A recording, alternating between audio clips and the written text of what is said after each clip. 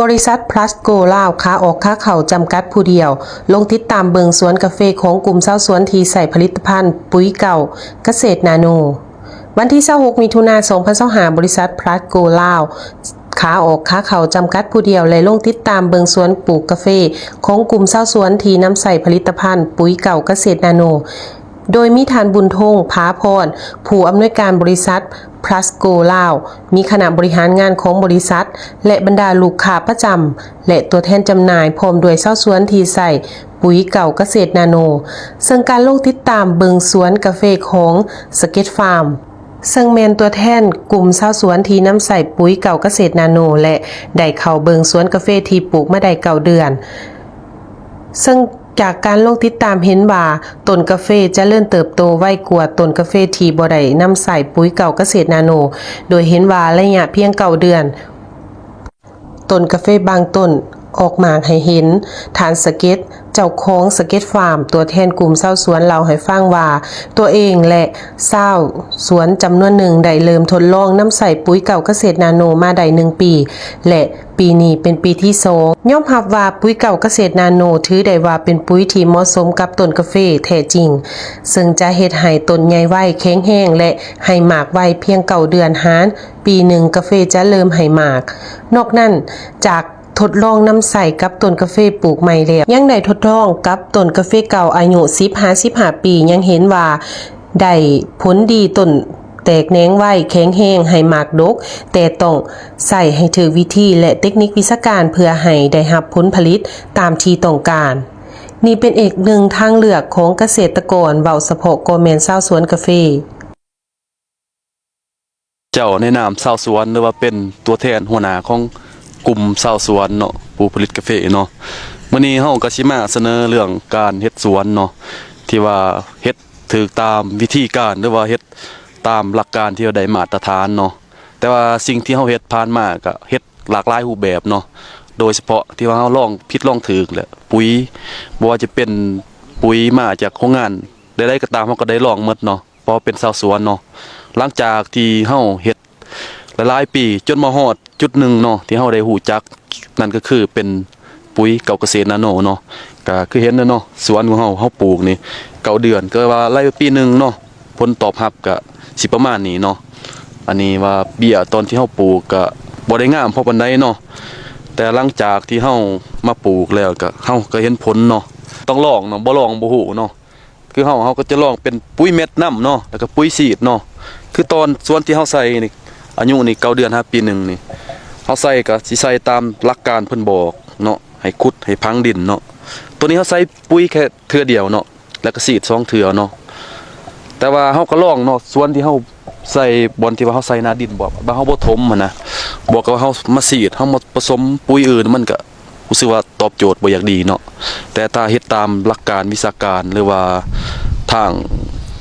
โครงการปุ๋ยเพิ่นแนะนำเฮ็ดตามสูตรเนาะถือว่าได้ผลดีเนาะผลตอบโจทย์ก็สิประมาณนี้เนาะก็สิเฮ็ดให้กลุ่มของเฮาค่อนข้างว่าต่อไปก็สิมั่นใจเนาะบวกกับว่าปุ๋ยของเพิ่นก็ราคาก็เฮาสู้ได้นะบวกกับมันเป็นชีวภาพแน่มันก็สิดีต่อสิ่งแวดล้อมแล้วก็ต่อชาวสวนผู้ที่ปลูกกาแฟเนาะในกลุ่มของเฮาก็ค่อนข้างว่ายิ้มได้ซะจากที่เคยฝืดเพราะว่าแต่ก่อนเฮาก็ลินเคมีหลายนั่นแหละมันก็ต้นทุนจากเฮาใส่ปีหนึ่งสมมุติว่า10 ต้นบ่ในกลุ่มมันก็จะเพิ่มขึ้นเรื่อยๆเนาะแต่ถ้าเฮาใส่เป็นชีวภาพแบบนี้มันก็สิตอบโจทย์ดีบ่ว่ามันบ่ได้เพิ่มเงินเฮาแต่ว่ามันสิเพิ่มปริมาณบวกกับว่าดินของเฮาใส่มันก็สิเป็นแบบว่าพื้นที่ที่ว่าปลอดสารพิษเนาะอันนี้เป็นข้อดีเนาะทุกคนที่คิดว่าบ่เชื่อคำว่าให้มาลองเนาะลองใส่แต่ลองก็ต้องลองให้ถูกวิธีตามวิชาการเพิ่นบอกเนาะถ้าเฮาสิไปลองผสมนั่นผสมนี่เฮ็ดบ่ถูกวิธีก็บ่เห็นผลเนาะเฮาก็ลองเนาะตัวนี้เนาะแต่ว่าคันลองแล้วเห็นผลข้อยเชื่อว่าทุกคนสิมาขอบใจข้อยเนาะในคลิปภายหลังเนาะซึ่งปุ๋ยเก่าเกษตรนาโนเป็นปุ๋ยที่มีคุณประโยชน์หลายอย่าง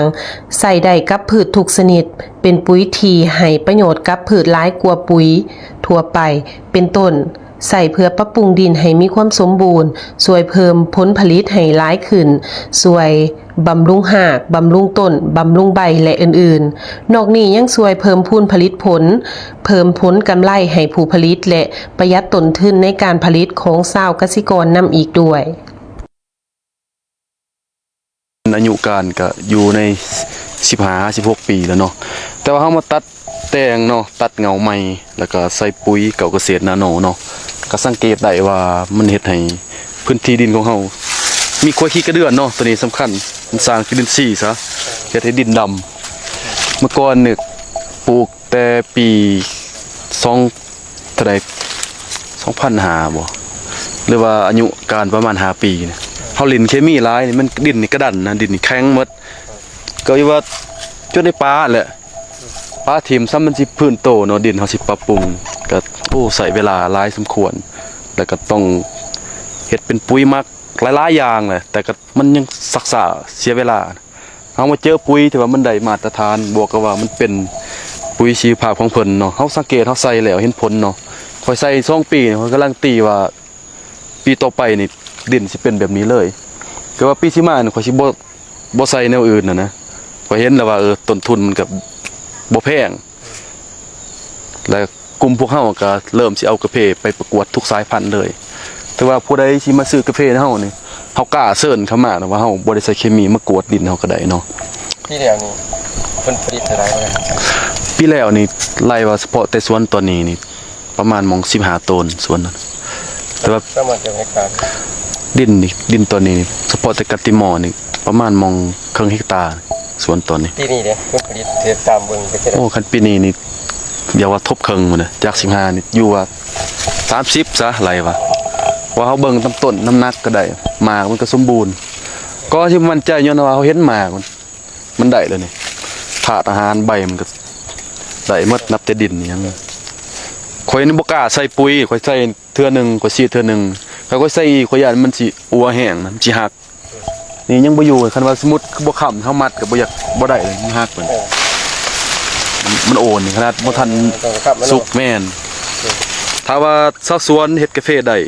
มันก็สิสร้างให้เศรษฐกิจเฮาเติบโตเนาะเพราะว่าคือว่าล่ะยิ่งเฮ็ดกาแฟหลายผลิตกาแฟหลายยิ่งเฮ็ดให้นักธุรกิจมาลงทุนมาซื้อขายมันก็สิหมุนเวียนเงินในประเทศเฮานะก็เป็นผลดีนั่นแหละ